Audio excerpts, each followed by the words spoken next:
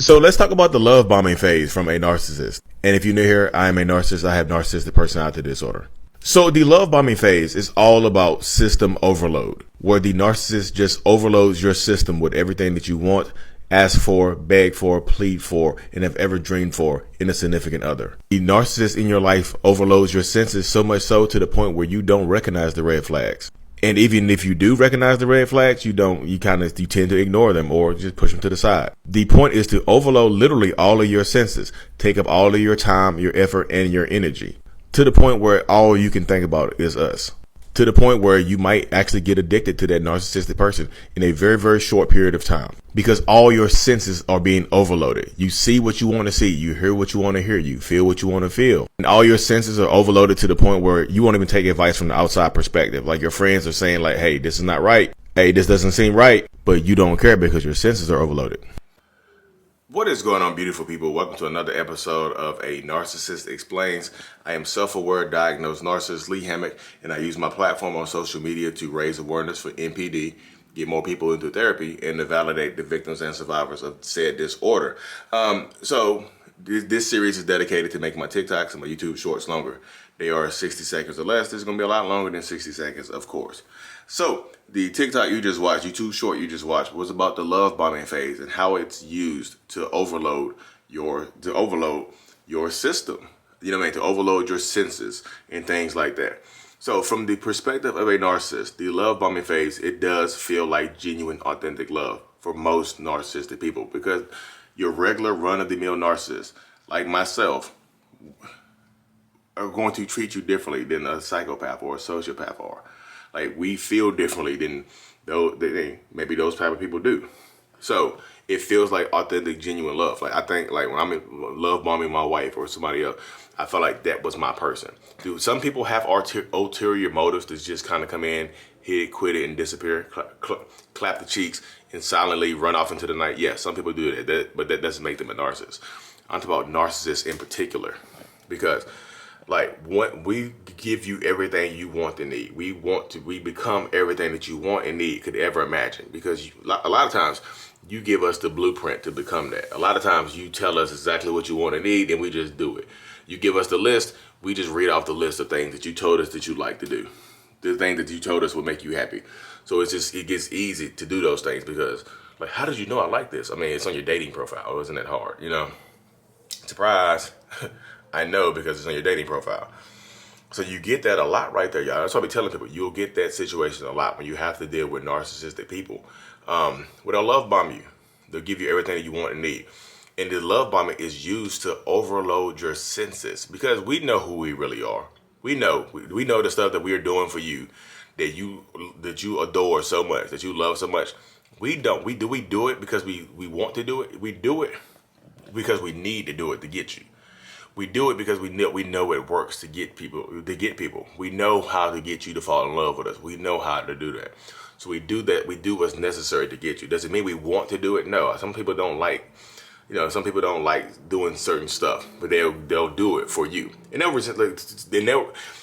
narcissist goes out of their way and does something for you that they really don't want to do, they'll resent you for that. Just to let you know, the narcissist will resent you for making them do something to get you that they don't want to do. But they do it anyway, just to get you to fall in love, to overload your senses. Because if you're getting everything that you want and need from somebody, like if you could create a significant other in your brain, the narcissist becomes that significant other. You create your soulmate. We become your soulmate. We are giving you everything you want and need.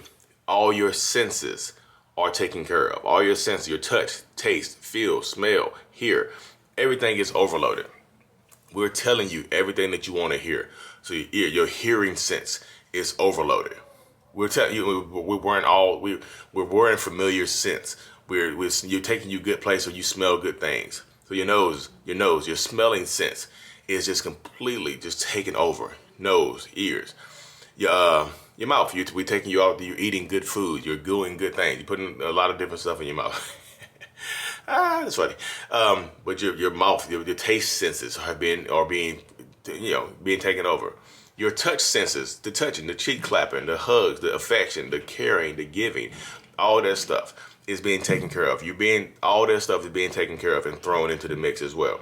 So your touch, and now what was the last one? You see. You have seen everything that you want to see in a significant other. You can make a better person if you tried. So all your senses are being overloaded at the same exact time. Like literally all of them.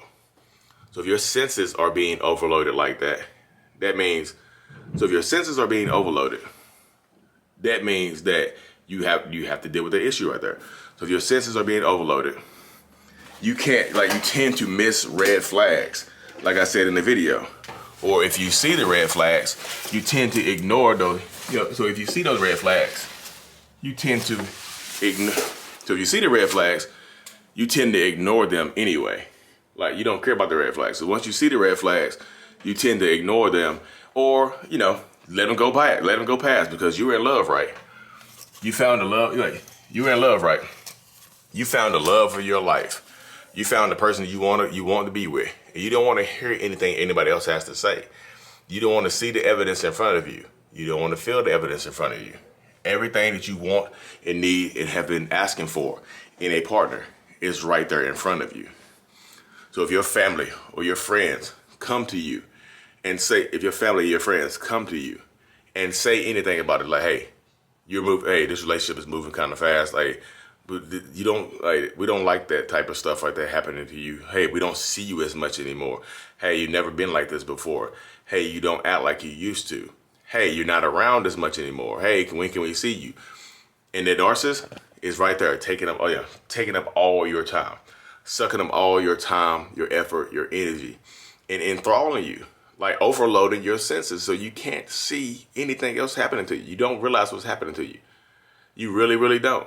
You don't understand what's happening to you. So you're going to miss red flags, and you're probably going to go deeper into the relationship than what you should. You know what I mean? So that happens a lot with this type of relationship. It really 100% just does. You don't know what you're dealing with. Like, sorry, I know y'all see me keep looking out the window. Like the police are like sitting outside, sitting on the curb right here. I'm just like, what are y'all doing? No, I have not committed any crimes. I'm not worried about me. I'm just like, I live out here in the country in the cut. Is somebody out here trying to escape or something like that? Is there a narcissist on the loose over here trying to get? Not me. Sorry, I know you see me keep walking around. I'm just like, what are y'all doing? Like literally just sitting on the corner. But yeah, once your senses get overloaded, you're going to miss stuff. That's why I say, slow down, y'all. Tap the brakes. Yeah, it's great. Yeah, it's that Disney fairy tale romance that so many people are looking for in life. Yeah, they're looking for it. It's like a movie. It's like a Disney movie. You're living a Disney movie. And you don't know if, like right now, you might have the Disney villain. you may have the villain that pretends to be the prince. That's what you might have right now. So that's why I tell people to slow down and to tap the brakes on whatever you have going on in your life. You just have to. Because if you don't slow down, if you don't tap the brakes, then you'll end up in this terrible situation where you don't know what's going on with your life. You don't know how to live your life, anything like that. You really, really won't. So you'll miss the red flags, you'll ignore the red flags. That's why, like, if you're moving so fast and that person is taking, and what the other thing narcissists will do is to take up every bit of your time. All the time that you have, they want to encompass all of your time. They just want to suck it up. They literally want to suck up all of your time. Like, be around you 24/7. Oh, you got to go to school tomorrow? I'll just wait for you to get back. I'll just sit here till you get back. What if I just take you to school? What if you skip class today? What if you skip work today? What if we just sit here and hang out all day? Stuff like that. They'll take up all your time. So if they're taking up all your time, then nobody else can, if they're taking up all of your time, then nobody else can reach out to you. Then nobody else can be included in those time slots or anything like that. So narcissists will do that too. They'll literally take up all your time, your effort, your energy, and your power and stuff like that. And they'll come get you. They just will. The police are moving, y'all. They're moving. I don't want to stop recording, y'all. This might be some evidence. Y'all be like, Lee Hammock was not doing anything. He was recording his YouTube, and they came in there and kicked the door in. Y'all be my witnesses. Now I haven't done anything though, y'all. So I'm good. I'm just curious because there's only like 3 houses around me, so it's like one of, and they just drove to the back house. So I don't know. But yeah, don't let people overload your senses. If it feels too good to be true, it might be too good to be true. Tap the brakes. Like, Lee, how do we know if our senses are being overloaded? Think about it. Smell, touch, feel, see, hear, listen. I said, no. I get the five senses mixed up, y'all. I was just like, dang. You know what I mean? Are your cheeks being clapped too much? Are y'all clapping cheeks way too much? Like, is all your time being taken up? Have you not seen outside in 3 days because y'all been clapping cheeks? You know what I mean? Think about it, y'all. Slow down. It's okay to hit the brakes. If you hit the brakes and they disappear on you, that's how you know it was fake. Tap the brakes. Set a boundary. Because during this love bombing phase, when they're overloading your senses, you're overloading your senses, so you don't have time to put a boundary up because you don't want to put a boundary up. This feels too good on every aspect of your body. Like, all your senses are feeling so good right now, the best of the best. So they want that. So if you hit the brakes, if you tap the brakes, they'll tend to push back on you and get mad or to push against your boundary. Don't let people push against your boundaries. Your boundaries are not there for the other person. The boundaries are there for you, to protect you, to take care of you, not for them, for you.